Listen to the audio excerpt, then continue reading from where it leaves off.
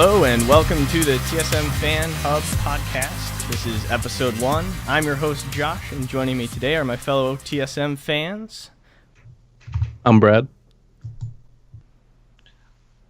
I'm Chris. What's up? I'm Jeff. As you can tell, we're ironing things out here in this first episode, but we're so experienced. We're creating this podcast to be a hub, as is in the name, for TSM fans to find out about the organization, the teams, and the players, kind of stay up to date about all the news and all of the events and games that are played.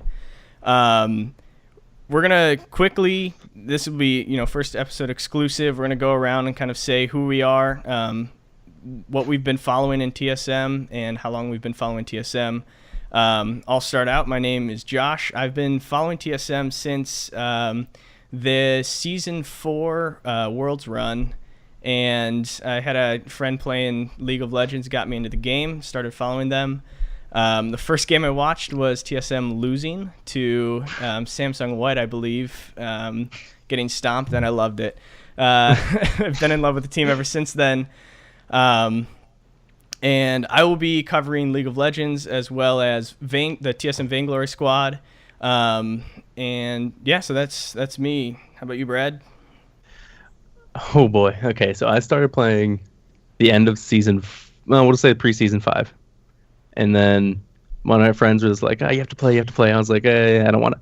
So eventually I did play, and then I was on Twitch one day just looking for something to watch, and then I saw LCS, and I started watching it, and then I was like, I don't know any of these teams. Which one should I follow? So I found it on Reddit or something. It was like, what league team should you follow? It was like a quiz, one of those kind of things. It's like BuzzFeed. Yeah. A flowchart. Flowchart. Oh no.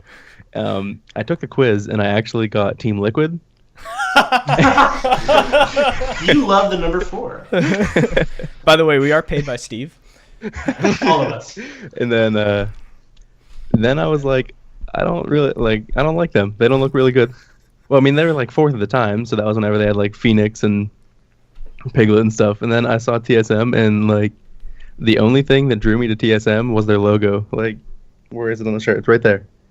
Like, I just thought the logo was so cool. And then I started watching them. Then it was like Bjerg was a monster. For some reason, I really like Santorin. I have no idea why, but that's 9.5 mechanics. That's why. Love Sweden. Yeah. Anyway, I pretty much fell in love with TSM from their logo, and now I watch every week. I'm going to be covering League, of course, and Vainglory, and Hearthstone. Yep. Nice. Chris? Cool. So I'm Chris, and I actually got into watching League through my college roommate. He was playing a ton of League. We were kind of playing together. He was a C9 fan, so I was hell-bent on trying to find a team that wasn't C9. And first of all, I have to give a shout-out because of the Reddit post today that I originally loved LMQ because I thought Zhao Zhao was a fucking beast. But when they shit the bed, I actually am a huge Double Lift fanboy. So I came to TSM with Double Lift, actually. I just loved his fucking cocky play style. He was cocky, and then he would back it up. And then when he lost, too, like, he would just be like, yep, I lost, let's do it. Like, he accepted the flame better than any other person that I saw at the time. So when he went over to TSM, I was like, what the hell is going on? But made me love the org, though, because Reggie's a G. He's one of the coolest owners that I know. And the people that he picked up, dude, I love Hanser and Sven. Hanser's slowly becoming my number 2 just because how cocky he is. I know everyone's going to flame me for it and be like, oh, he's making too many tests. I don't care. If he wants to run his head into a wall and he's getting better while he's doing it, go to town, man. He'll eventually break through and I hope it's round world so we just run through everybody.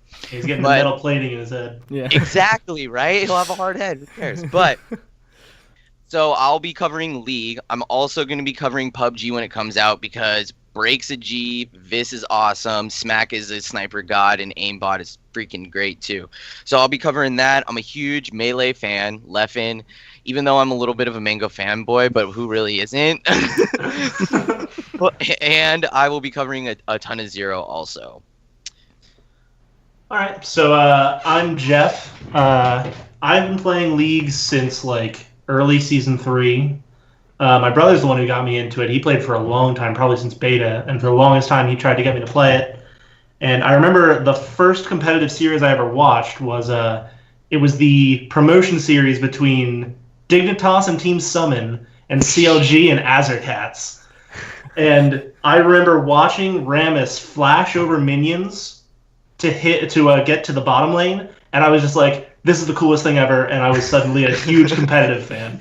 So, a lot like Chris, I was also a Doublelift fanboy for the longest time. I know that's like, it's weird because at a certain time that was almost sacrilege because everyone hated him except CLG fans. But like, I mean, Chris is absolutely right. He was the best AD carry for the longest time, and he always backed up his trash talk. Trash talk is great if you can back it up and if you basically aren't bullshitting.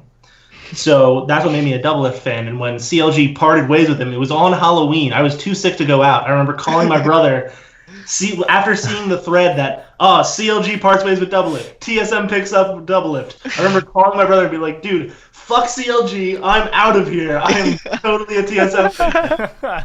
And I haven't looked back since because I really respect. I remember at the time TSM had tryouts and they literally canceled all their ADC tryouts to pick up Doublelift. And I really respected that decisive move, and that was like the coolest thing ever. So I've been a TSM fan ever since then, essentially.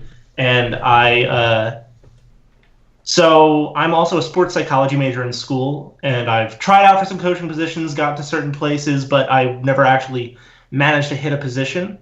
So, but basically, I am very much a living sort of thing, like a lifestyle coach, pretty much kind of guy. But I've also done some analytical stuff for League. I'm a huge League of Legends fan, so I follow it very, very closely, and I know a little bit of Smash 4 and a decent amount of Melee. So that's pretty much where I'm focusing now. Sweet. Well, speaking about Reggie and leading the organization in great directions, he came out this week. There was a post on this, TSM subreddit that was something along the lines of, "How is Reggie gonna pay for everything? He doesn't have money, does he?" And Reggie, top comment, is like, "Yo, I'm dropping some details in January." So I guess we're gonna just talk about that briefly. Yeah, franchising is a big deal, and it's not like anybody expects TSM to not make the short list for Riot Games. But yeah, I mean, it is a $10 million buy-in, and TSM is I think the last organization that doesn't have any VC or just big investors. I mean, it's got sponsors, but no huge money is coming in. So any speculations or thought about that? I mean, I really doubt that you could have an LCS without TSM. Like, CLG and C9 now are like the roots of LCS. So it's hard to imagine a world where they aren't in North American LCS. Yeah, I don't know who this investor is going to be or where Reggie's getting the money from, but I can't wait just to hear for more TSM news. Yeah. I think he's going to have to work, if he does get an investment, he's going to have to work with somebody that is solely going to let him control everything. Just going to be like, here's the money, here's my investment, go to town, man. Keep doing your thing, because he's not going to let go of it. That's the one thing that made TSM great, is that he does have kind of like a power clutch on the whole organization, and he does everybody that's worked under Reggie loves Reggie. So, and that's what makes TSM great. Yeah, so what are your thoughts on kind of what happened with CLG, where the MSG company has a controlling stake in CLG? Now, obviously, that doesn't mean that the day-to-day is going away from, like Hotshot GG or something like that. But what are you guys' thoughts on, because the Madison Square Garden company could technically be like, you know what, we don't like any of your players, we're kicking them all and bringing in these random guys, So is that something that you want to see with TSM, or do you want to see just like multiple investors? What are you thinking? Go ahead. Go ahead.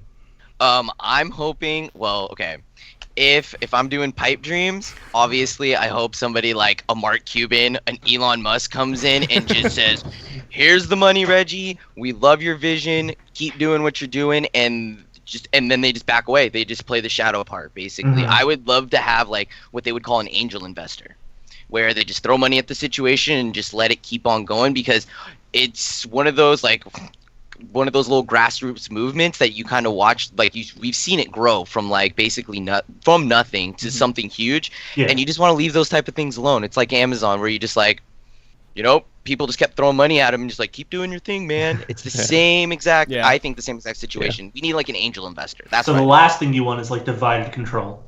Right. Yeah. Yeah, I feel like Reggie has made so many moves, especially with the League of Legends team, which is what the organization was built around. He's made so many moves that could have been controversial at the time, or like for example Bjergsen, bringing in this kid from Europe, and he himself stepping down as kind of the brand and image of TSM, and I mean maybe a little bit luck, but it's worked out, and I feel like most of the roster moves have worked out. And it just, I can't imagine a place where there is an opportunity for somebody that's not Reggie to make calls, say, hey Reggie, you can't do this, because it doesn't, financially that might not be the best idea, when who knows, everything he's done so far has worked out really well. Yeah, and like for CLG, I almost kind of like am scared for them, because I don't know if you guys know anything about the Madison Square Garden company, but the New York Knicks have a lot of money and they aren't very good. So I feel like they're almost like Liquid, where it doesn't matter who they bring in, they just don't have good enough, essentially a good enough foundation to really build up a winning team. And that almost scares me for CLG, because that's a lot of money coming in, but what is it going to amount to? Right. I really can't see Reggie accepting an investment from someone who's going to make him be like hands off, like who's going to force him to give over the team, because this is, of course, his baby. Like, he's done this for how long? I feel like he's going to be very, very like fine in who he lets invest in the team. Yeah, who he. No, please no. Oh man. Yeah, well, unfortunately, it's all speculation for now until that announcement. I wonder if we'll get any leaks coming through.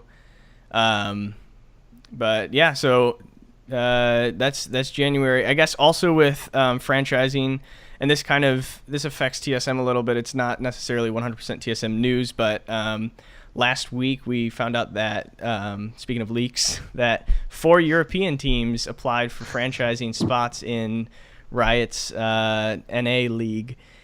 Yeah, that's a swift kick in the pants to the EU LCS. What are you guys' thoughts on that, and how that affects TSM? I'm gonna add one thing into that. I saw it on the Reddit this morning. Tried to find it again on the page, but I saw that Fnatic got some sports money backing into him on top of it. I think it was said it was around like $7 million or something like that. Yeah. So they might actually really be pushing. Just want to throw that one out there. I don't see any way that they allow Fnatic to leave EU. Like, Fnatic is EU, like we talked about before. We might have been talking about it in the Discord, but like Fnatic, and even so G2 have been very important to EU, and like the viewers. In the last few years. Yeah. That's my point. That's my take. Yeah, and what's really interesting is I know Splice, and I'm pretty sure Misfits, no, it might be G2, that are already based out of NA, like their main operating offices. So there might be some leeway in there for them, honestly, because in a way that would make it a pretty smooth transition for them to become North American. Yeah, but are those teams that can generate enough revenue to be worth dropping 3 out of 5 of their players and coming over here and trying to rebuild a team around 2 players? I can't see it being. It just isn't possible. Well, it's probably possible, but you're not going to be a good team at all. Yeah, you'd need to pick up 3 people out of Challenger or something, and that's what's a big risk. Yeah. Chris? Yeah. Yeah, I don't. No way. I wish. Okay, if I had my own little dream world, I would hope I would want to see G2 and Fnatic over here in NA just to be like, fuck you, Europe. We took your guys again. We've been taking your players for years, and now we're just gonna take your teams because we're just we're just better in general. Yeah, people are like, why do you have to import our people, dude? That's the American dream. Come to America, make some cash. Yeah, exactly. But I would see that, but I don't. There's some. I don't know if they're doing this also to call their shit. You know what I'm saying? Like, they came out with this just for NA, and honestly, I personally think EU's been taking, like, the back burner. They did the best of 2 games, which I thought was bullshit. I don't like the setup of A and B groups because they just don't have the quality of players, so you legit need to have 2 groups, because then you only get, like, you know, the H2Ks and the G2s and the Fnatics. They're just fighting for the top 2 spots, and the rest of the half, you're just sitting there going, are these games fucking over yet? Yeah. Like, what the fuck am I watching? This is dumb. Yeah, but, I don't know anyone who wants to watch Splice versus Mysterious Monkeys. Yeah, that's the point. And it, like, then they come out with these franchising stuff, and they're like, so you're just gonna keep. And then NA got best of 3. Now they're getting franchising, and they talked about the like all the big VC money that's coming out. Envy today too just got so it's $60 million from this oil company in Dallas or something like that. So like all these money should be thrown at these NA orgs. EU has to, you know, maybe they are calling the bluff and going, hey, Riot, what are you guys going to do for us now? Because our players are leaving, everything's leaving. Do you want to leave this fan base over here? That could be one way that they're playing it also. Yeah. So. Yeah. Interesting. Yeah, and that's all gonna hit around the same time. This is gonna be a very spicy off season. We don't just have to look forward to roster moves, but also franchising opening up, especially if a European team gets in the LCS. That could be really interesting. Well, what's been on my mind a little bit is I don't know if you guys remember after season 4 when all those Chinese billionaires bought literally every Korean ever. We have millions and millions of dollars being funneled into North American League of Legends. I wonder if we're just going to suddenly see Faker Peanut on like Team Liquid. I doubt it. Yeah, I never see them leaving. I mean, Korea. if Faker didn't leave back then, he ain't leaving now. Yeah. Peanut maybe. Yeah, Peanut maybe. Faker never. I don't know though. Like, it's been NA has been rough to the Korean imports, and I mean, there's a couple. So like, Someday is really coming into his own this split, but you know, be it Flame the as well. and Flame as well. It's the language barrier, I understand, but even once you get over that, like, I feel bad for a lot of the Korean imports. We do much better with European imports here in NA. So it would be very true. I don't know if we're going to see a max exodus, especially. I mean, I feel like if European organizations do make it into franchising, I think the NA players become more valuable, or the good NA players become more valuable, which I think isn't a bad thing. But I think I still don't see European teams getting in. I think everything is going to stay pretty much the same. I am very excited for academy teams, and I wonder what the rules are on. It'll be interesting to see what the rules are for for region lock for the academy teams. So yeah, that'll be fun to see. It's going to be a very exciting off season. Wow. I'm already excited for it, and Worlds hasn't even happened yet, guys. We have so much to look forward to in the next 6 months. Yeah, even playoffs haven't even happened. All right, well, moving along in our news, just recently we've got the Leffen Hilta series is starting up. Episode 1 came out. If you haven't looked at it, check it out. Pretty awesome. It's kind of starting. The first episode was titled Grassroots. For you Smash guys who have been following that scene, did this episode speak to you? And are you excited for this? I'm pretty excited. I mean, I think we all just want to see more of Leffen. Like, he streams sometimes, but not like a huge amount. So the fact that we're going to get an entire show pretty much based around him and his ridiculously interesting journey from Sweden to America, essentially. It's just exciting that we're going to see more of it. I'm pumped because it's just more content on Melee. And growing up, Melee was like so much fun to play with your friends. Like, it's a little bit of a nostalgic point in how the game is just like evolved. And there's just already so many cool moments just within Melee, even including Leffen. Like the Leffen combos that you see and his attitude. Like, I love how the first introduction, spoilers by the way, they go right off the bat and they're like, so what do you think about Leffen? They're like, was it Westballs is like, yeah, he's a Swedish dickhead. And I was like, yeah, dude, that's exactly what he is. Hell yeah, he is. He's so cocky, but he's so fucking good at the same time. When Leffen's on, nobody's stopping him. And that's a 2016 get on my level. He went through literally all the gods. and that's what, like, the Melee community in general, which I'm pumped to see, is that it already has good stories and good personalities, and Leffen's part of that. And and with this thing, I think it's going to start it up, and hopefully the scene grows more and more from this also and gets more fan base. That's what I'm pumped for. Yeah, I can definitely see this. I know TSM Legends took me from a casual TSM fan to a hardcore TSM fan, and I could definitely see this as a good gateway drug into into the Smash scene. I definitely, it got me hyped, and I haven't really watched much Smash, and so it's adding, it's not just a name anymore. There's a person behind the name Leffen, and especially for people who are on the outside. So I would really say check that out, and I'm excited for the upcoming episodes. I don't know how often those are going to drop. I'm sure it's going to be less often than TSM Legends, as it's going to have to drop around when he's actually playing, stuff like that. Yeah. We'll see what the format is for that.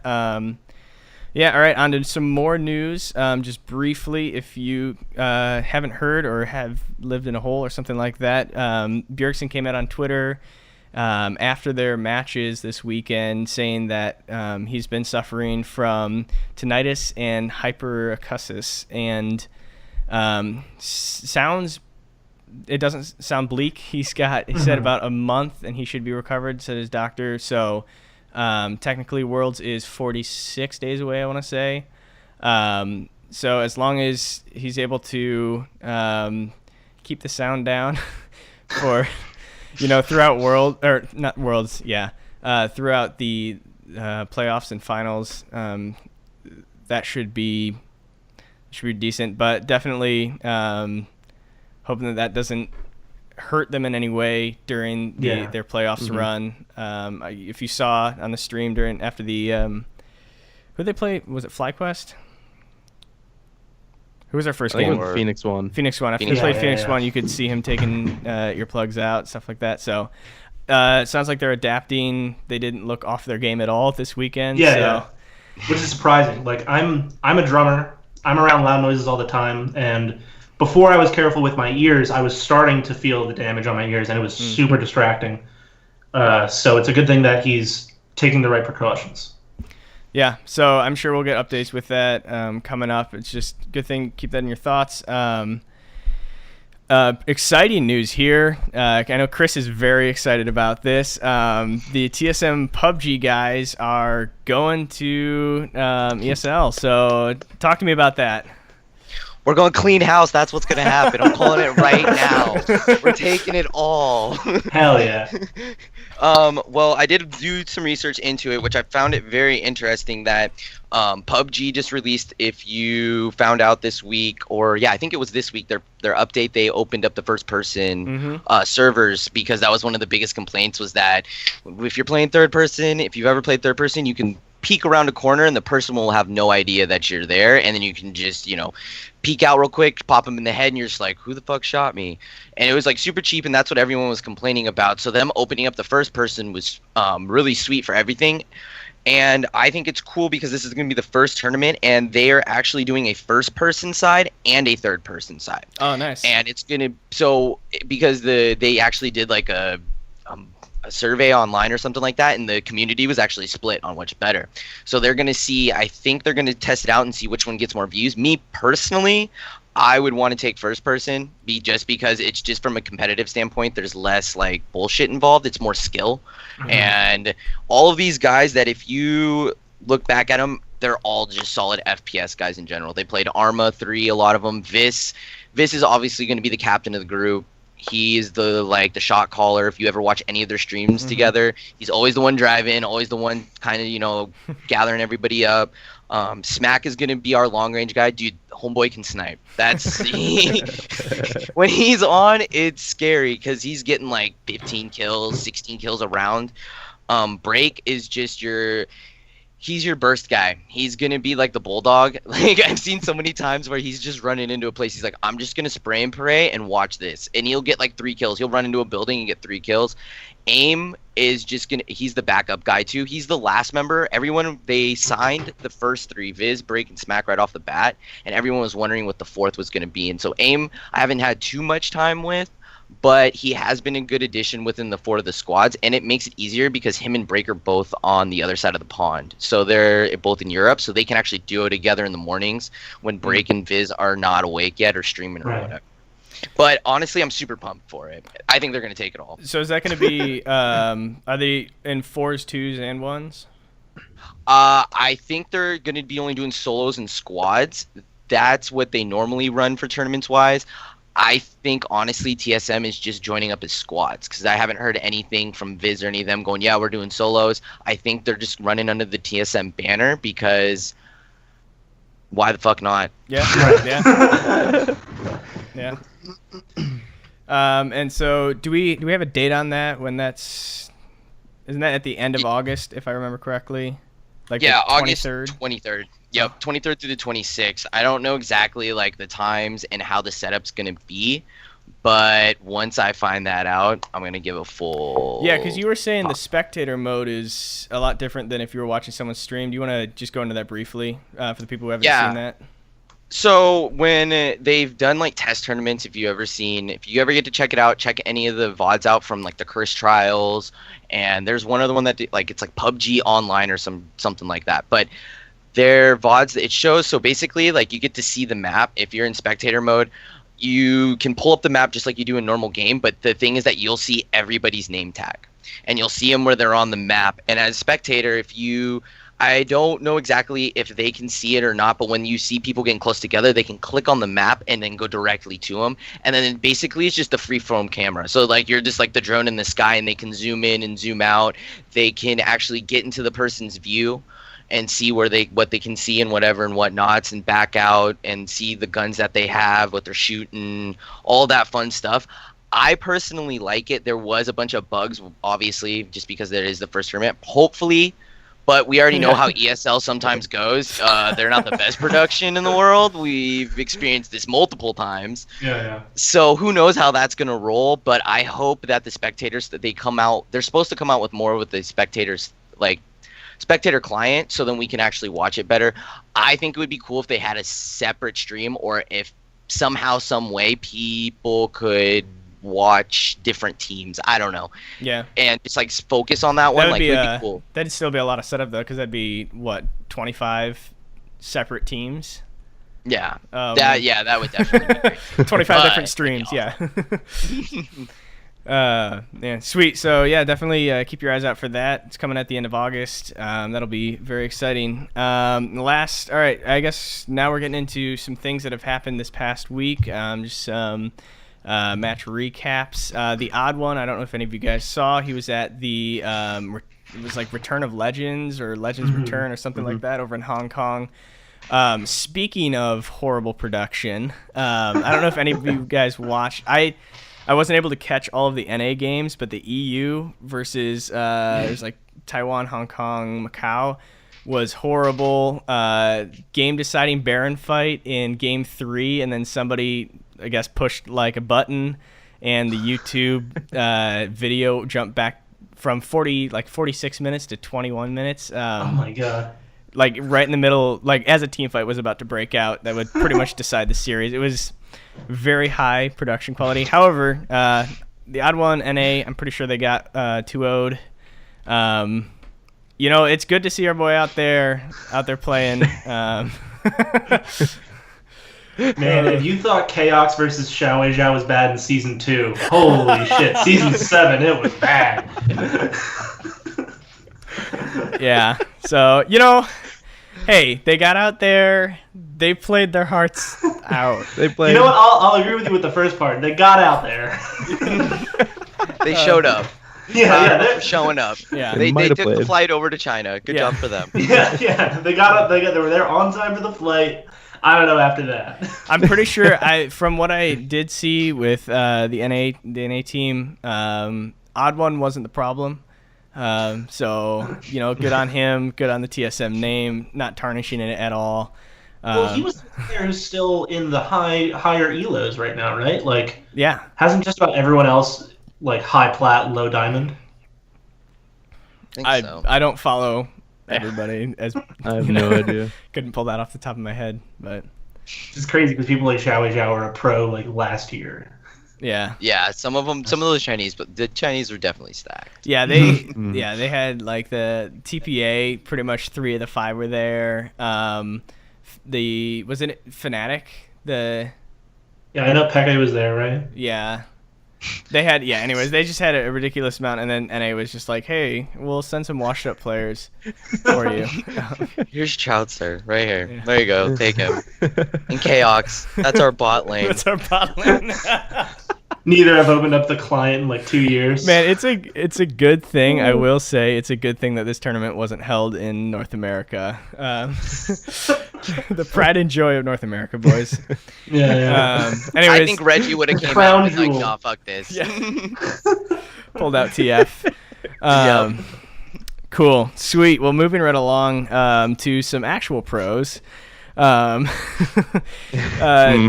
And actually, also speaking of getting stomped, getting 2-0'd, the Vainglory squad this week. So those of you who aren't following Vainglory or who have no idea what the heck I'm talking about, Vainglory is a mobile-only game. So it's not on PC, it's not on console. You play on a mobile device. It's a lot like League of Legends in that it's a MOBA, and you get heroes, I think they're called, instead of champions.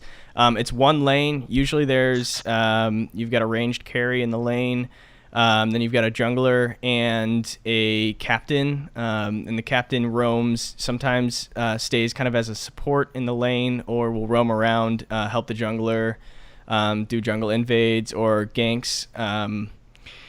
I don't have time to go into all of the intricacies of the game and all of the stuff like that, and so check it out. If you just look at a map, you kind of understand everything. Much shorter games than League. Usually they top out at 25 minutes, sometimes shorter. And then the format for Vainglory 8 is what it's called. There's an NA and there's an EU League. And the format is every week it's like an 8-team tournament, single elimination, best of 3s tournament. So last week, the TSM squad got knocked out in the first round. They got 2-0'd by Rogue. This week, they got 2-0'd by Immortals, who are the bottom 2 teams in terms of points. Oh, you get points by 1 point for a win, and then you get 2 points for showing up in the finals. So TSM is still on top of the points standings they carried over from the past split, I believe it's called. Mm-hmm.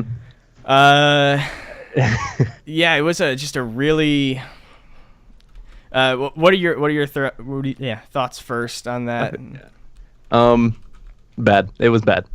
I didn't get to watch it live. I watched the VODs, but I don't know if they underestimated Immortals, but Von C got caught out in the jungle so many times, and then that just, I don't know the Immortals players' names off the top of my head because I'm still getting into the pro scene for Vainglory, but yeah, that just allowed them to snowball. At one point, I think it was like 17-0, and kills are what points are. So the Immortals had 17 kills to TSM 0, and for a team that is supposed to be so good, that's terrible. Getting 2-0'd by the 2 bottom teams in the league is. I mean, I don't know if it's a fluke anymore, if it's both bottom teams 2-0 you. I don't know if they're just not as prepared for this split, if you call it that. It's the past 2 weeks, it's looked like they're trying out new comps Yeah, I've never heard that excuse out of a TSM team before. But it honestly, it's a bad patch. Yeah, it's a bad patch. They are set to go to I think it's like something Champions. There's a tournament coming up, and they've locked their spot for that. So they don't necessarily need to worry for that. So I guess I do buy they're trying new comps, but the way that they lost, especially game 1, really came down to they started trying to capture I almost said Baron. Yeah. I can't think what it's called either. Yeah, they started capturing that when all of Immortals was up, and they were already just barely winning fights, and now they were all around 75% half health, took a fight, got aced, game was over.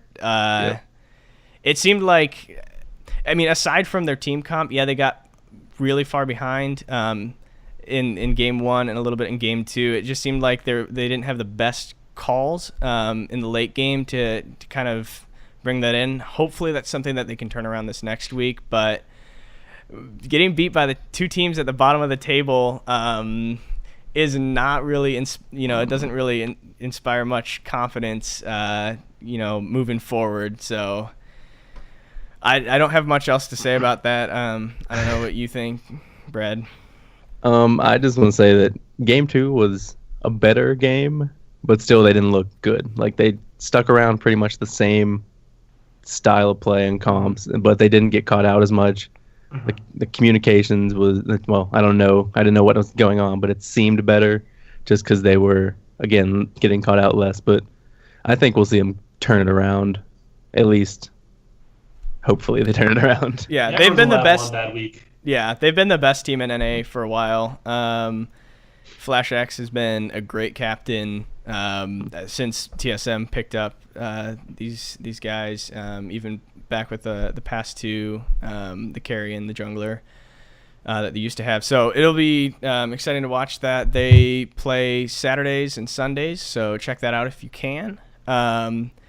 Moving on to Smash, Zero had a tournament this weekend, the low-tier City 5 down in Texas. He was playing singles and doubles, lots of Diddy Kong. And yeah, Chris and Jeff, tell me how that went. So he came in second at this tournament, and this is like the fourth major in a row that he didn't win, which is pretty unusual for him, unless you consider how last year he went on a serious slump. But the thing is, this tournament didn't feel like he played particularly badly. It just feels like everyone else is getting a lot better. So it's really getting to the point where he can't just dominate everyone by being more skilled. He needs to really sort of prepare more for specific players, because it did feel a little bit like he was unprepared. And it really just seems like everyone's starting to get good, which is exciting in a way, but at the same time, I hope that it doesn't get to his head, because Zero is someone who is historically an emotional player. Mm-hmm. Yeah, I completely agree with you. Also, one thing that we do have to mention is that this is the DLC meta. He had to go through singles. He had to go through he knocked out every Bayonet player throughout losers, and then on top of it, then he had to play Tweak in the finals as Cloud. Yeah. And Tweak was having a tournament. Like, you watch him because Tweak won singles and doubles by beating Zero both times. Yeah. And that whole tournament, I don't think he got out of winners in both sides. So, I mean, and everybody else was like Zero playing Diddy Kong, Tweak playing Cloud, some random champions here, and then Bayonet all the way through. Like, everybody thought the DLC that Bayonet came out, it was just ridiculous. But I do agree, though, that he did play really, really well. He played to his game plan. I think to up his level, he has to learn the players now, which that's the one thing that the Melee community does very well, is that everybody knows each other. So it's not like when two Foxes face off on each other, it's not like Fox versus Fox. It's actually like SFAT versus Leffing, because they do have two play styles. And Smash or Smash U, they have to get to that point because everyone else, for some weird reason in that community, is very flamey to each other, or they get like super personal about stuff. They're not like, I don't know, but once they get to that point, I think, or Zero has to start thinking of more of the person than the, oh, I'm playing against the Bayonet, oh, I'm playing against the Cloud. It's like, oh, I'm playing against Tweak, I'm playing against Captain Jack, oh, I'm playing against so-and-so or whatever. When he gets to that point, because both times if you watch the finals in his singles and his doubles, he played the same exact way. Super aggressive, going for the bananas, trying to, you know, be the aggressor the whole time, and Tweak just counterplayed him. Like that's like, what it was. In a lot of ways, on a purely technical level, I think he's pretty much the best player in the world. I don't think that you can like find someone who essentially techs better, or I don't think I rarely see him miss tech or anything like that. I don't think that it's individual at all. Like last year it was individual. Last year he was playing bad. This year it really is the game itself developing and him needing to catch up to the way it's played, not the actual play itself. One thing was nice to see in the tournament, though, that there's a lot more sponsors. Like, it was cool to see P1 in there. It was cool to see, I think, Liquid was there. One other thing, too, with this community also, there's a lot more, like, big-name players. There was actually 2 tournaments going on. So, like, half of the good players were at some other tournament, actually, within that community. Yeah. Zero's normal partner, the dude from Liquid, I can't remember his name right now, but he's his normal doubles partner, I think, too. But he was at the other tournament, which I thought was interesting. But side point. Yeah. Sorry. So he's got some stuff coming up. We'll hit on that at the end of the show. But overall, a decent performance out of him. Yeah, I mean, second place is second place. Yeah, second. Yeah. We're saying he lost, but he came in second, dude. And second placed in both singles and doubles. Yeah. Pretty dominant there. All right, and then the last thing that happened this past weekend was week 9 of the LCS, and our boys on TSM clinching first in the final seconds. So yeah, what are you guys' thoughts on? I guess let's talk about the games first. So the first game they played was against P1 on Saturday. What are your thoughts on that game? I'm glad our B tier ADC said show up. Throw that out there. B-tier bot lane. Nah, but that was a stomp. Like, I think Arrow and X Special just aren't nowhere near as good in lane as Double Lift and Biofrost. P1 makes me sad. That's what I have to say. They have so much potential, and I love Arrow, and I think Arrow and X Special could play really well off each other, but something happened after Rift Rivals, and I don't know what happened. I feel like something like happened. Yeah, pretty much. Tank junglers happened. Tank junglers. But they make me sad every time I watch him now, because I like Arrow. Yeah. He's a good ADC. Not as good and as I like Mike Young, too. Yeah, Mike Young's pretty dope. Yeah. You saw Bjerg stomp in game 1, too. I was looking at it over here. He went 7-0 and 10. Like, that's ridiculous. Yeah, He was I on love Corky. Ryu's like, I'm not playing League anymore. I'm going to sit out. And then Bjergsen absolutely stomps. It wasn't Niski. Who was it? Pyrian. And then they're just like, hey, Ryu? Yeah. Could you come? Please save us. Could you come back? Yeah, that was a dirty series, though. Game 2 did look a lot closer than Game 1, but, I mean, still, that's what Game 2, double Callista. Oh, yeah, that. Yeah, first time we saw that for a while.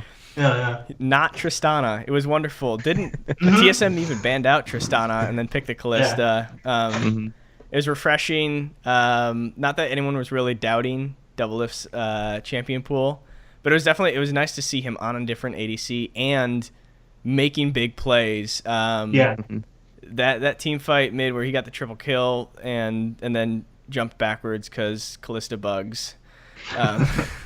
And he could have picked up the Quadra. Oh, man. Yeah, and then into the hype match of the week. Did any of you guys have anything else to say about the P1 match? No, it was just a pretty solid match. It was expected. Yeah. Yep. Then the CLG, Free LG. I was gonna say, who was that? Yeah, Free LG. Free LG. This Free LG came at a cost. Game 1, very solid. Yeah, that was minus losing the Baron, which in their defense... That was hilarious. That was just funny. That was still the right call in a lot of ways, honestly.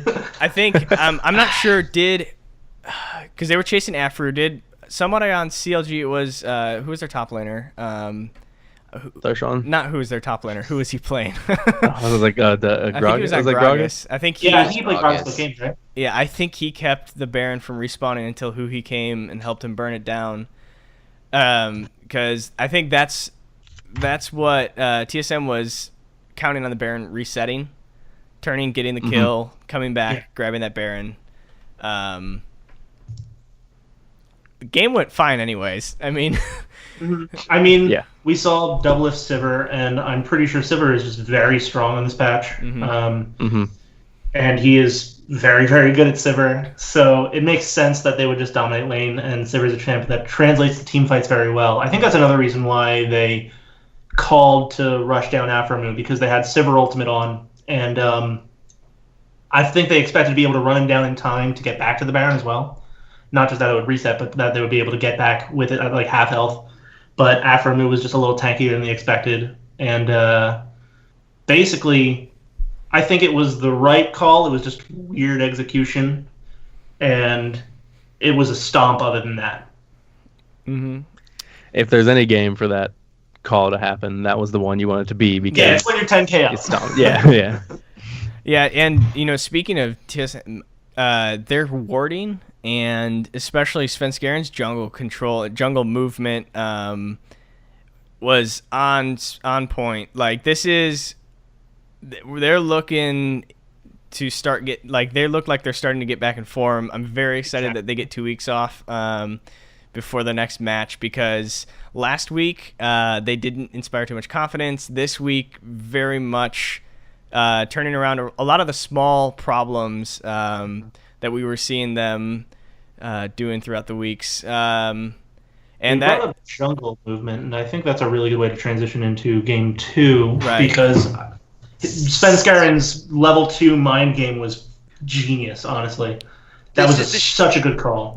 This is the stuff I want to see out of Sven, and I'm really happy that you get to see it out of him, because I think he has the potential. He, I think, is going to be a very good, supportive, aggressive jungler, which we've never seen before. Okay, and if people are gonna be like, "What the heck are you talking about? Isn't that like an oxymoron? Isn't that like opposite team playing aggressive? What?" No, like he purposely pushes into the jungle when his lane's pushing up, so he's taking blue buffs from them, or giving them to Bjergsen, or he's trying to go behind, he's trying to grab the blue buff, then go behind and get a gank or whatever, but he's all doing it through aggression, though. He's not going to be sitting there and back, and he's warding better, but I like him trying up different things and not just completely depending on his lanes always being pushed up. He's being proactive, like, oh, the level 2 gank, sweet. Then he knows for a fact now that he gives Double Lift that lift, or gives Double Lift that lift.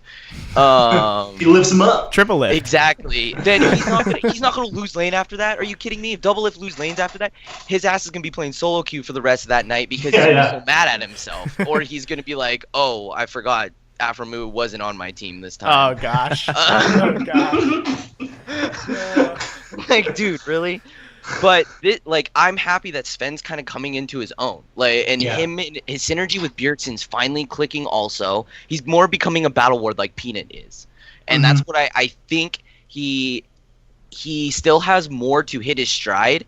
He's just coming he's getting there though. And this is what we didn't see last year. This time we were losing confidence with him. Wasn't it in the playoffs, and then he went to Worlds, had the Lee Sin, or no, wasn't it? Didn't he have the downslope last summer playoffs, and then Worlds came around, and he played his Lee Sin, and everyone was like, "Holy shit, this guy can play Lee Sin." So at least he's establishing confidence now, and everybody else, I think everyone else is just tempering their expectations, because I think last year was bad. Yeah, I think one of the biggest things coming at the end of the split is he doesn't have to look good only on Lee Sin. That was definitely something he got criticized heavily for first split, as well as MSI, and even into the first couple of weeks, up to Rift Rivals. So like the first 5 weeks of this split was Sven can only carry if he's on Lee Sin. And, I mean, if you look at it, it really looks like the team has the team is starting to play like a unit instead of just 5 players. They're warding well, and again, this is only after 1 week, because 2 weeks ago they did not look the best, but they're warding a lot better. Sven is getting back to the invades that we saw all summer 2016, and I think that bodes really well for finals, or I guess playoffs and finals coming up, as well as Worlds if they can keep form. I think that this is this team. Maybe they don't look as good or as dominant as they did last year, but I think they look like they have a lot more potential. They don't look like they've plateaued yet, and that excites me. Yeah, so let's talk about game 2. Dude, I was so surprised to see the Jinx. Yeah. That is not what I was expecting. Double F did say Jinx was shitty on stream like last week at some time. I remember him personally saying that, and I was just like, I wonder if he's saying that just to fuck with everybody, because he does that shit all the time. Like, he'll play something, be like, this is shit, and then you'll see him playing it later. Like, he did the same thing with Trist, I think, a couple times too. But I was wondering, but yeah, I was happy to see him on Jinx again. It's always fun to watch him play that champion. And I think that he's still not uncomfortable, but sort of getting reused to it in a way, because there was a couple fights where he did some mechanically weird things. Like one of the fights around Baron, I think it's the one where they got clean aced. What he did, he was very low on mana. He actually walked forward before channeling his ultimate, it got less range, and then that ran him out of mana, so he couldn't have just sat back and shot rockets, which is all he really needed to do to win that fight. It's the kind of thing where I feel like 2 weeks' time, it's going to be fixed, because that's sort of like, I haven't played Jinx in a while. You know what I mean? Yeah. That it almost looked like one of those panic moments, like, oh, my whole team's dead, you know. And I understand Double F doesn't do this, but, you know, push all the buttons. Make kills happen. And that's the thing is, you know, if he picks up one kill, that team fight turns out a lot different, more different. Yeah, Jinx resets and then it just goes off. Right. Yeah, but that definitely looking up, and I think the Jinx makes sense.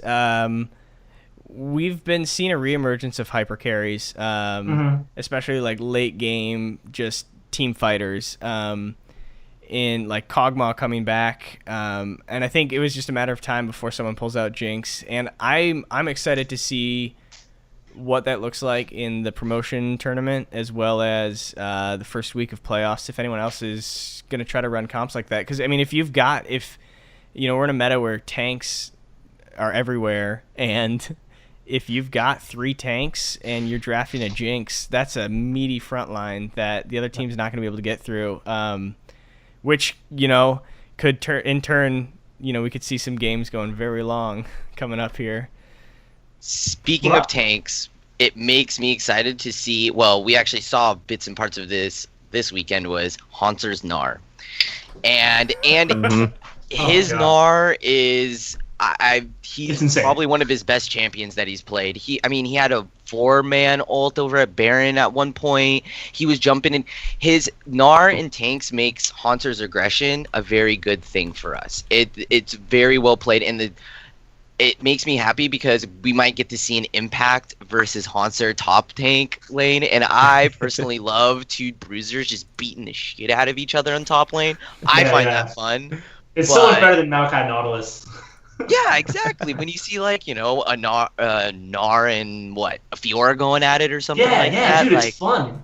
Yeah, it's something fun like that. But I personally, like, I'm happy for the hyper carries, but I'm more happy on the flip side of them going with more tanks, because it makes the team fights a lot more intense, because you don't know, like, you have to actually be target specific, because if you just sit there and hit a Gnar the whole time while he's full tank, you're not going to go anywhere fast. Right. But if you can get your carries peeled, and, you know, you can jump the back line, you know, do what didn't Haunter have that Gnar jump over somebody, then he Gnar'd him into the wall to kill him?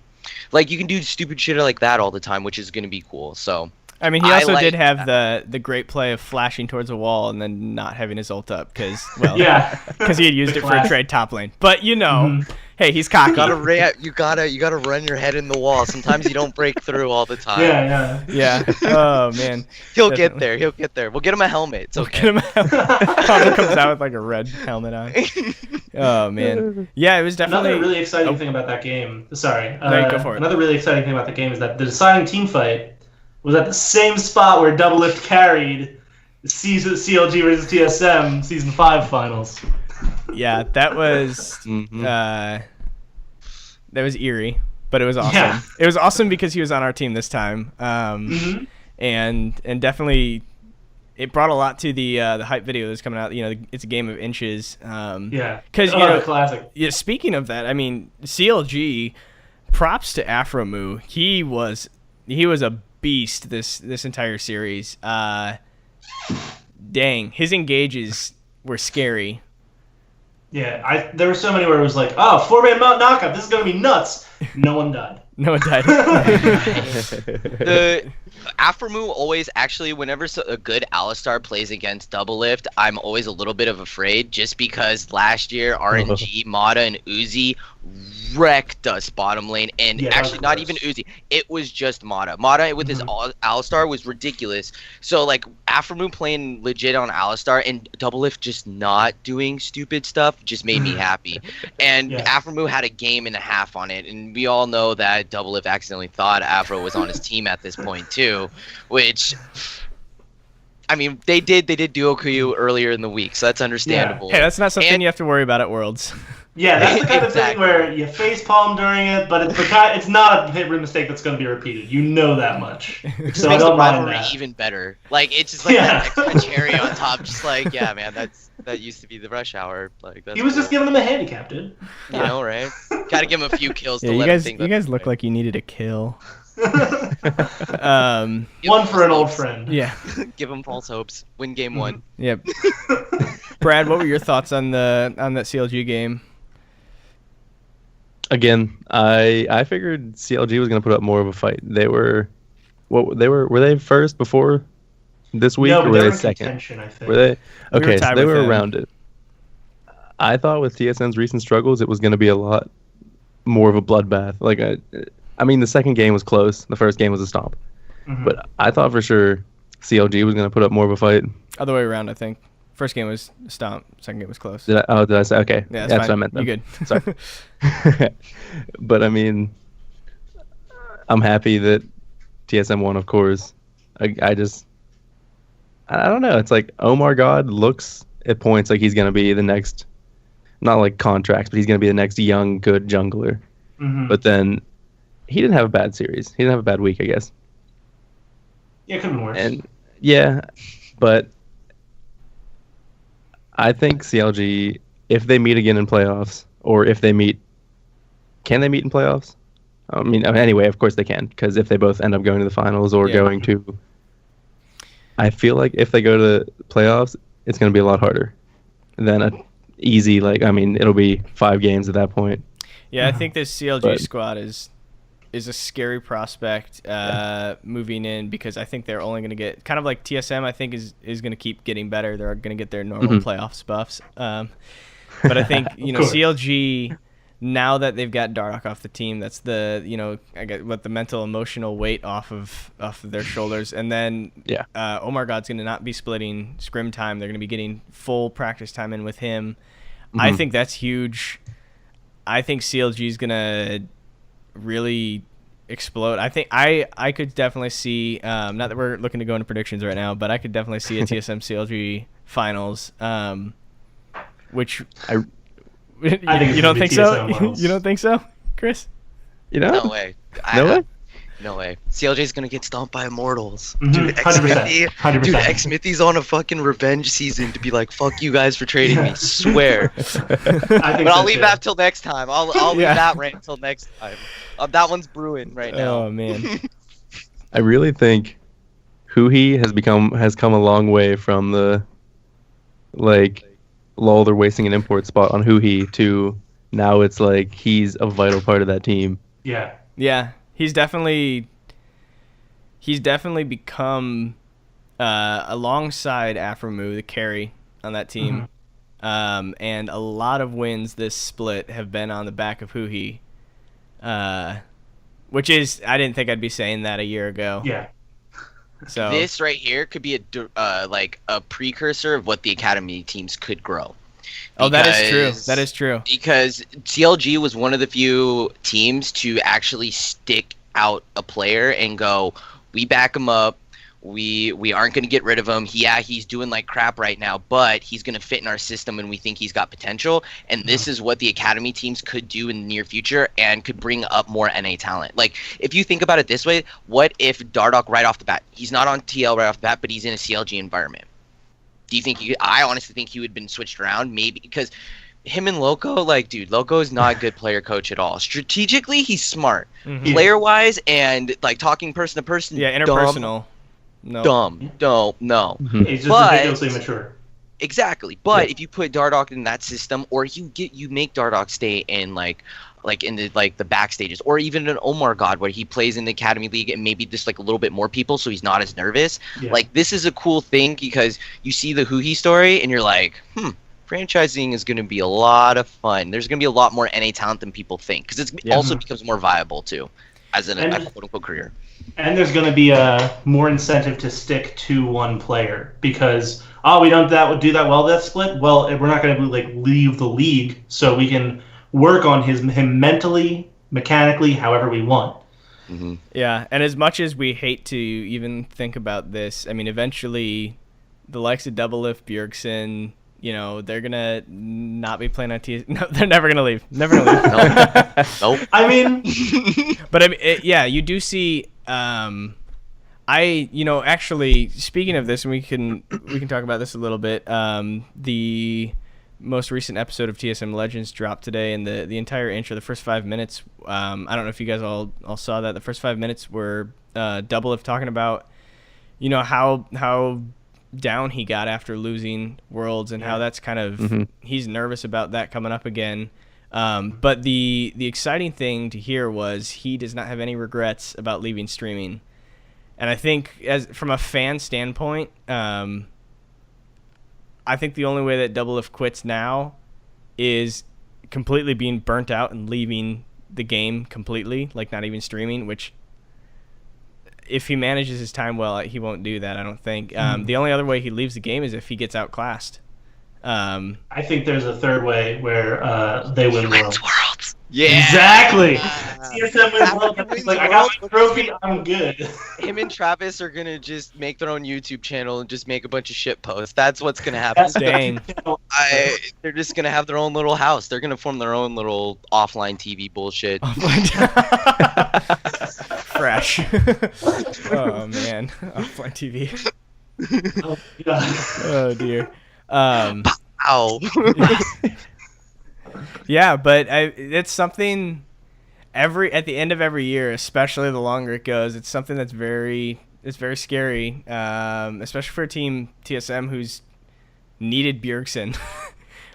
We need Bjergsen, and I think a little bit less so, especially this split than in the past. But that's a scary prospect, and I think franchising, if Bjergsen and Double Lift can stay around for one more year, and franchising can get off the ground, I think with Reggie's roster moves that he's made in the past, and just with money coming in from whatever investor, I think the TSM Academy team will be able to churn out some top class talent. Coming up.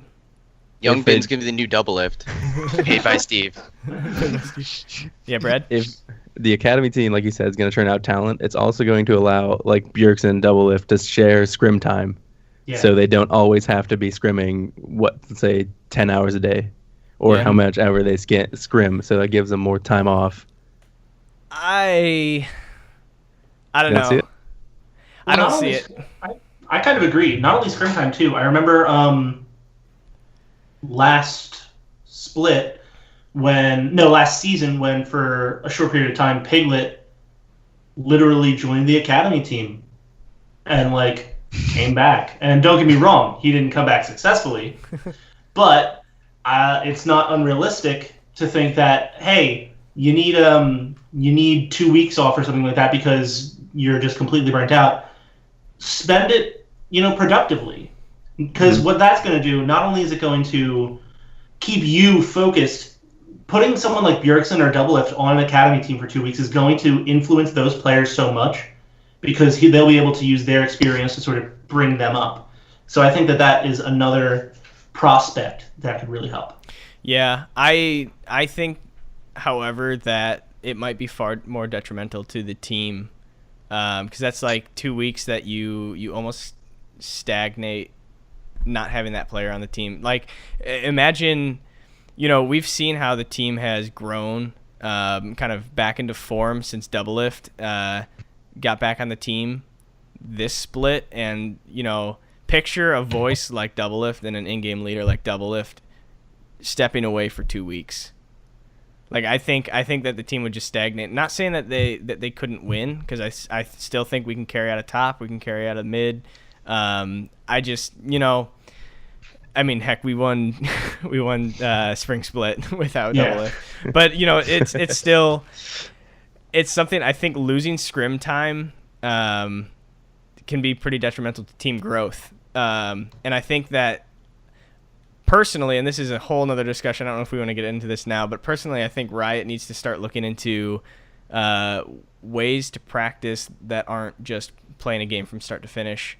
And practice tool is definitely a step in the right direction, but if we want to see players playing into their 30s and maybe even beyond, it needs to not take 12 hours, 16 hours a day of playing the game start to finish over and over and over again to just stay at a level, and even grow a little bit. So, I mean, that's my thought. I think the academy team will be nice. I think it will be a Band-Aid, but I think the real issue is that you can't grow in League of Legends unless you're putting in obscene amounts of time. And that, I don't think it's necessarily physically demanding, so I don't think age it wears you out, but I think it definitely, you have to get on with your life, and you can't do that if you're playing 16 hours of League a day, unfortunately, Yeah.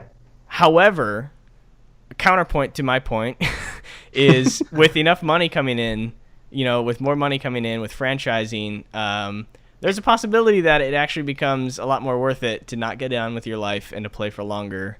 Yeah. I don't know. What are you guys' thoughts seems more on like that? a career. It definitely seems more like a career now than it did 2 years ago. Right. Mm-hmm. I assume with all this money coming in, they're going to get, like we saw with Weldon, like a sports psychologist. You're going to see like team doctors even. Like Bjergsen has ear problems, wrist problems, all of such. You're going to see doctors being able to be, maybe not in-house, but Man, I can't wait. On call. How funny would it be? There's a pause mid-game. One of those doctors runs out with like the freezy spray that they use in over in the in soccer leagues and stuff like that. He comes, sprays down his wrist. All right, and play. Good.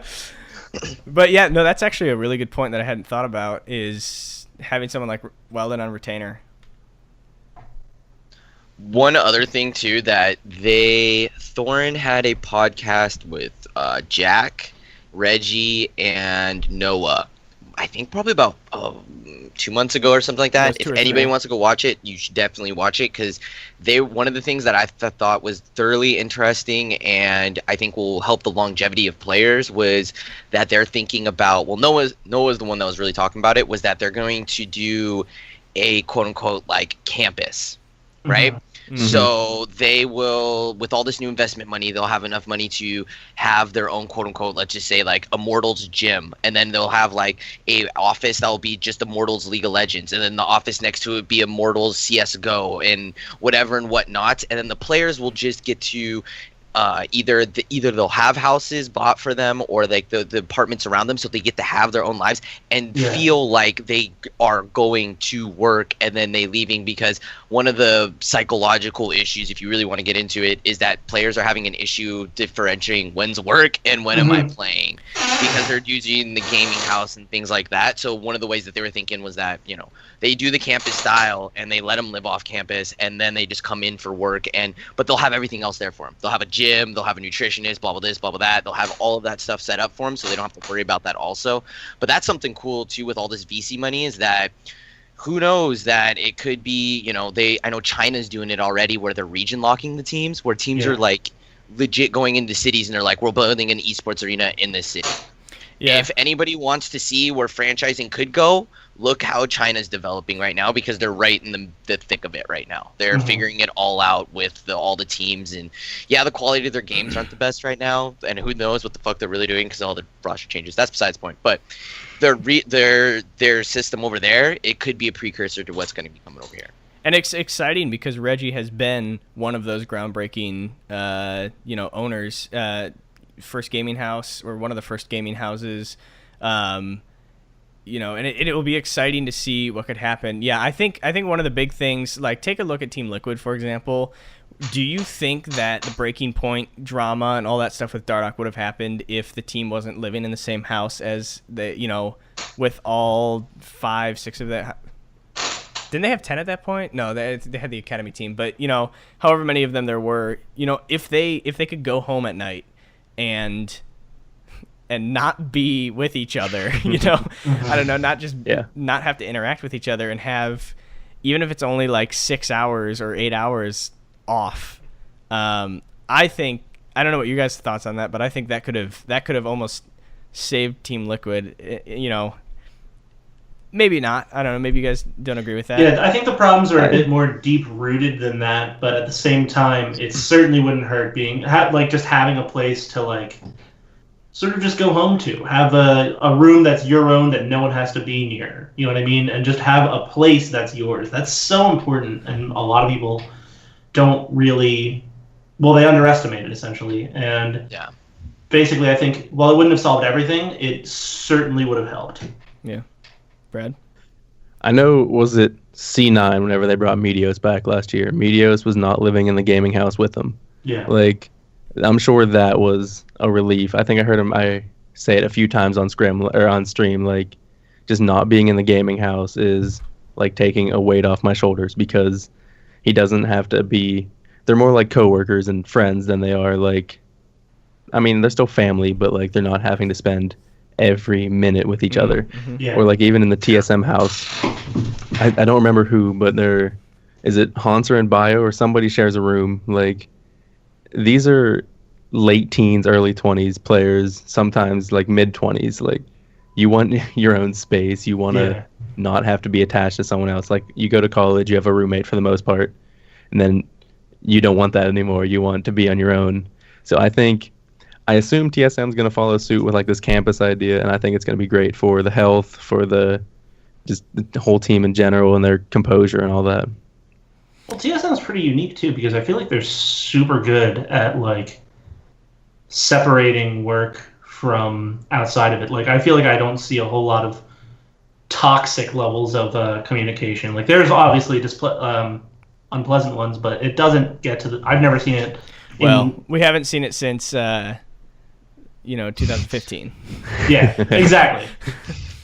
I think that all started with Casey, the coach from, was it season 6? Yeah, he was first 5 weeks of spring split. Yeah, he was never into, he wasn't a real good league player. He was just, he was a baseball player, I think. So he knows how to bring teams together, and he made everyone call each other by their first names instead of their tags, summoner names and stuff like that. Yeah, so I really think this environment started with him.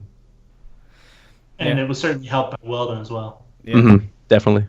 They feel like they're just a closer unit, so there's not much infighting. I think it was really interesting to see, at least within this Legends episode or this Legends season in general, Max has been doing a good job of looking at the back and forth between players. Bjergsen and Doublelift, you notice a lot, they'll question each other and be super blunt about it. Hanser's the same exact, Kevin's the same exact way with Bjergsen, you see it in this episode.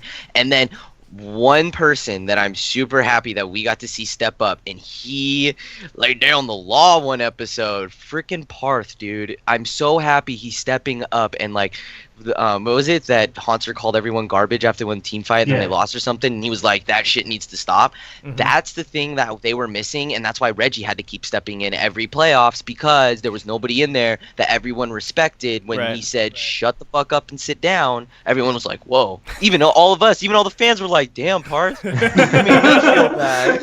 Yeah, there we go. Yeah, I was like, good shit, Coach of the Year award right there.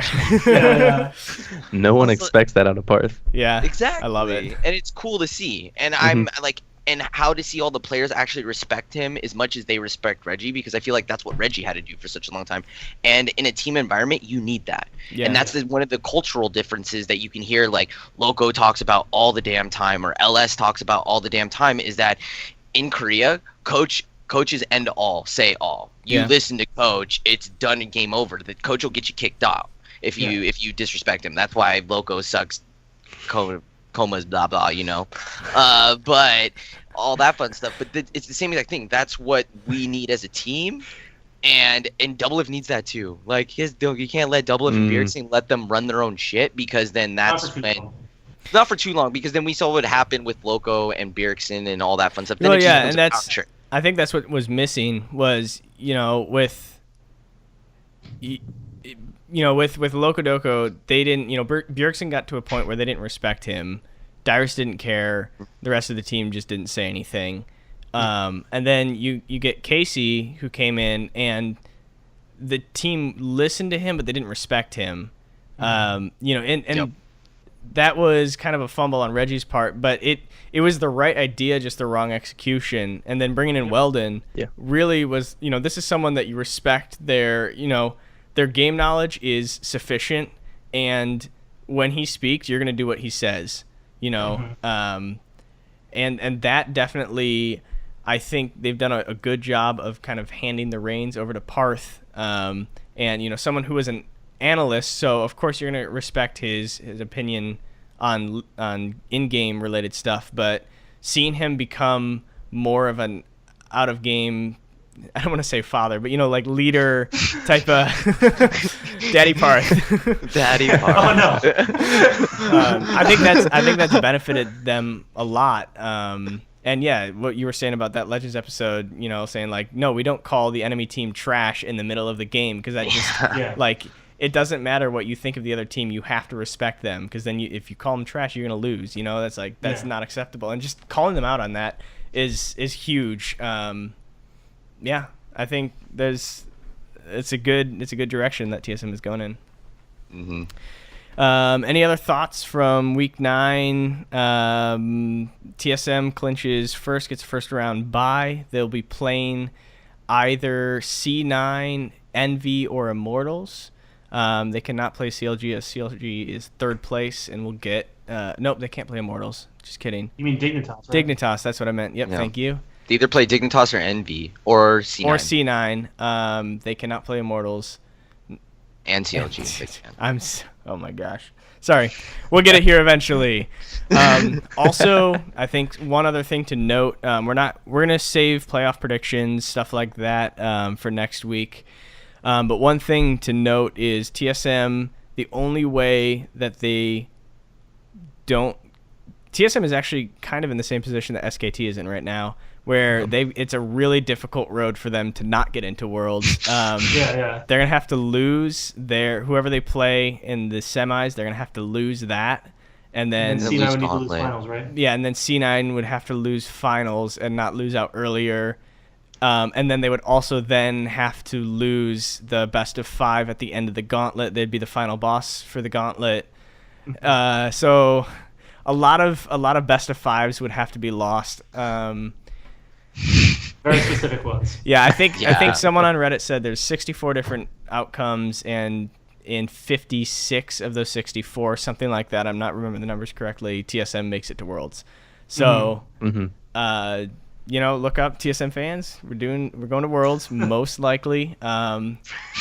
Knock on wood. Knock on wood. Yeah. Dude, be careful, dude. Yeah. I'm an old school CLG fan with double lift. I know about getting too hyphy. Yeah. See, I don't bring any of that with me because I don't care about CLG. Nope. So, sweet. Well, that's pretty much. Those are all the games that happened this past week. Looking forward, we've got Leffen and Zero. They're going to be at the Super Smash Conference August 10th through 13th. I believe that's Friday to Sunday. Any predictions going into that? It looks like they're both playing singles and doubles. And that, talk to me, Jeff and Chris. What do you got for predictions on that? So personally, Leffen coming off of a GOML win, I think he's going to be coming in confident. And when he comes in confident and he comes in ready, we've seen him take down all 4 gods. And there are 3 gods at this tournament, I believe. It's all but Armada, right? Yep. So Armada's the one who he's had the hardest time with. So personally, I'm expecting a victory, to be perfectly honest, because I think he's just coming in prepared and he's coming in with a winning mentality. And I think that with those 2 things, we kind of saw at the last tournament that he's not someone who will lose first stock and then essentially tilt off the face of the planet anymore. That's a good sign. And that makes me very confident with this tournament. I think he's going to win it, and I think he's going to go up a couple spots. Okay, everyone's probably gonna hate me on this. I think he's gonna get at least top 6, but after top 6, it's gonna be a rough road for him because you're right, Armada's not here, but Hungry Box with Jiggly, that is part of his kryptonite. Him and Mango have been playing together a lot, and Mango reads people like nobody's business. So him and Mango are gonna go back and forth, obviously. Yeah. Mewtwo King with him is gonna be it's just always iffy with any of the gods with him. It's a coin flip depending how Leffen's feeling that day. Yeah. The 2 other ones that people are going to be like, no way, man, there's no way. Plup, because Leffen always has a hard time with Sheiks, and Plup is the best Sheik you will see in Melee right now. And Plup has been playing pretty well in the last couple tournaments, and Plup is due for one of his runs, and it happens once a year, and you never doubt with him, and it might happen this time. And then the other one is SFAT. Or it's going to be either SFAT or West Balls that beat him out for the 6th spot, if that happens. Just because both of them, too, they just have a past with each other, so there's a little bit of emotion, and Leffen is an emotional player. He's calculated, but he still lets his emotion every once in a while, and they know how to get in each other's skin. So this tournament is... Leffen, yes, could take number 1, correct. But there is a lot of obstacles, I think, that could be going to his way depending on how he's feeling or whatever, because he has quoted himself saying that he is an emotional player, and you always got to take that into account. Come into play with him. Because I do think if he goes into losers, he's not gonna win. But there's 2 outcomes in that one. He either comes out like bad out of hell, or he just tilts off the face of the earth. Yeah, or he tilts off the face of the earth like he did in Evo. Like, where he didn't even make top 8, and you're just like, what the fuck did you do? And just, he was just sitting there with his thumb up his ass the whole time. Just like, I don't know. Yeah. And thoughts on Zero? Coming off this weekend, 2nd place in both singles and doubles. What are your thoughts going into this coming weekend? It's gonna be rough. I definitely agree. I don't think he's gonna be happy about coming in 2nd, and I don't think he's the kind of person who, when he's not happy, translates that into anger and wins. I think he translates it into depression and losses. I don't think it's gonna be good. And the field's even more stacked. All the players that weren't in the tournament last week with him are in this one. So he's going to have to go through the bayonets of last week plus more that the other 9 players they're playing, because she's dumb right now. She can 0 to 100 you within like seconds. Yeah. So that alone, and he was quoted after he got lost to Tweak last week, he had the interview. I don't remember with who, but he was saying that him going through the bayonet gauntlet wore on him because he had to play from like 9 a.m. in the morning, and then finals were like 10 at night. And so he was playing all day, and he felt like that was going to be an issue. And if he has to do that again, especially through losers, he might not make top 8. Yeah. All right, I guess. Go for it. It's just very I don't think he's someone who comes off of loss as well. And even though 2nd place isn't bad, it's really good, but He's going to see it as a loss, and I think he's going to tilt from that. I hope I'm wrong. Yeah, I would say here's my question to you guys then. What does Zero need to do to win this? What needs to happen? What happens that Zero wins? He needs to prepare himself mentally. Like, really. I think he really needs to reflect on what he did wrong against, what's his name? Tweak, yes. Reflect on what he did wrong against Tweak, because I think not only are we going to see a decent amount of Bayonetta, I think we're going to see a decent amount of Cloud. And I think he needs to, like, realize that it wasn't his play that was the problem. He needs to realize that it was his inability to read what was going on. Mm-hmm. He needs to take the Mango approach to tournaments and get fucked up the night before and come in hungover and be chill about it and just roll with it, because he has the same syndrome as Leffen, where they just get up so damn uptight they just don't let their skills play through, and that's like half the battles. That he's good enough. He's good enough to beat everybody there. It's just that he overthinks it. Him and Left both overthink everything way too much, and that's where I don't know what he needs to do. Whatever he needs to do to just like zen out, it's getting drunk like Mango the night before, or doing whatever he needs to do. He needs to come in that tournament happy and relaxed and let him read the other people and let his skills play out. Once he does that, I think he's still top 3 easy. Yeah. Sweet. So tune into that. That will be August 10th through 13th. The other TSM match that we have coming up this week is Vainglory is playing against Tempo Storm. So TSM is currently tied 32 points with Cloud9. Tempo Storm is in 4th place. It's a close race in the middle. They've got 14 points. So I guess my question is, if TSM does TSM go back to something that everybody's playing, not trying out weird comps, and just start playing, the game their way this week, now that they're tied and they could lose that first seed? I think game 1 they'll come out with something experimental, see if they can make it work just one more time.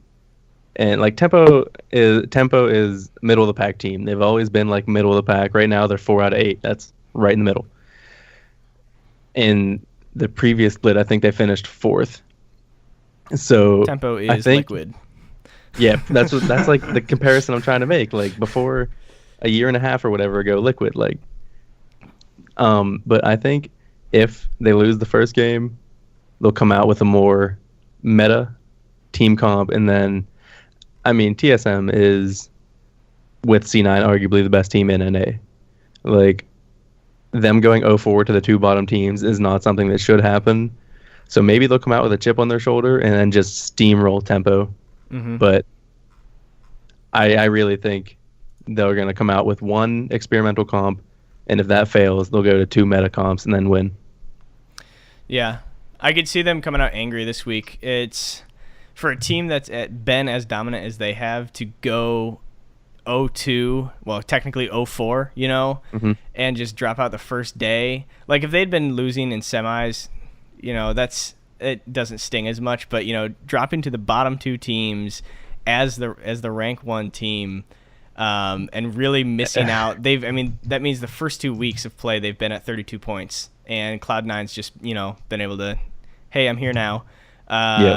Let's do this, tied for first. So I think, I think they might still try something experimental, but I wouldn't be surprised if they just come out swinging and absolutely, like, I almost feel a little bit scared for Tempo. They might be the unwilling punching bag here for TSM, because I think that first seed is important, and they need to hold on to that. You might see TSM play C9 this week, assuming TSM beats Tempo, and C9 plays the Gangstars, which are just a step above Rogue. They went 1-4 last week.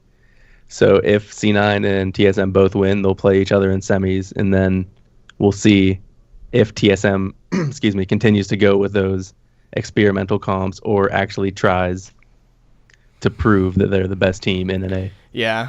That'd be really hype. That would be in the semis? Mm-hmm. Yep. Yeah, that'd be a hype That'd be fun to watch the 1 and 2. Yeah, so hopefully that the past 2 weeks have lit a fire under TSM, and they can turn that around. Sweet. Any final words on TSM? Anything else? Any final thoughts from any of you guys? Free LG. Free LG. That's all we need. We're done. No. Thanks for listening, sticking with us through this first episode. Hopefully things will get smoother. We'll get better at our respective areas. Definitely, for example, with Vainglory, I know definitely with Smash 4. Definitely excited to hear about the PUBG team as they're playing at the end of August. So remember to go out, support all of the TSM squads this weekend. TSM chants in the Twitch chats. Or YouTube if they're not playing. Just go to the stream and chant it. Yeah, just spam the TSM logo, do it all. Even if I don't care, go to random streams, just do it. Yeah, I know I'm gonna spam lip thinking. Yeah, I'm gonna be at work on Friday. Nothing's gonna be going on. I'm just gonna start spamming chant. Yeah, why in the not? office. Don't care. We're gonna be posting this on YouTube. We'll also be streaming every week, live streaming. And you'll also be able to find us on SoundCloud and iTunes. That's 75% sure about that. Yeah. Most likely. Make sure SoundCloud's still around first. Yeah, if SoundCloud's still around. So drop a like if you like it. Tell us what you want to hear, what you want to see. So thanks for sticking with us. We'll see you next week.